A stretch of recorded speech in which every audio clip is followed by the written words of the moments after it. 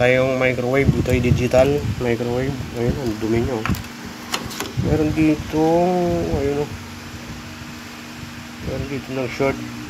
Ito ng carbon, pinuskus ko na yan. Napakalawang. Try natin buhayin to. Buhay pa nga. Palit tayo ng power supply mismo. Power wise na natin. Try natin baklasin to. Linisin muna natin. Ito na. Binalik ko na lahat. Nalinis ko na yun. Yung carbon doon. Tapos nilinis ko na ng thinner. Ayun. Malinis na yan. Try natin pandarin kung may power na. Ito palang microwave na to. Inverter na to. Smart inverter na. Yung gantong ano. Ayun. Okay. Makita.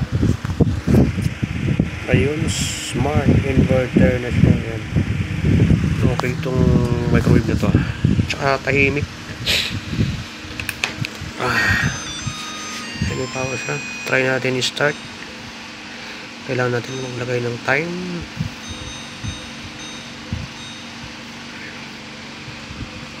Oops. Ayun. Nag-start siya.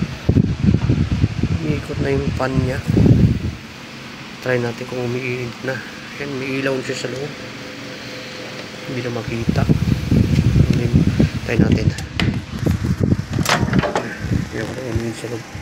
Ayun, umiinit na siya. So ito, mga pakitahimik na ano to, na patahimik na microwave. Inverter na to. Ang galing din ng ano nyo. Ito yung kanyang driver. Nag-drive nito ng kanyang magnetron. Wala na siyang transformer. Napansin nyo, wala siyang transformer. Transformerless na siya. Ay mag-ano siya. Ay napunta na. Gusto ko pwede ito kung ano customer. Ayos na.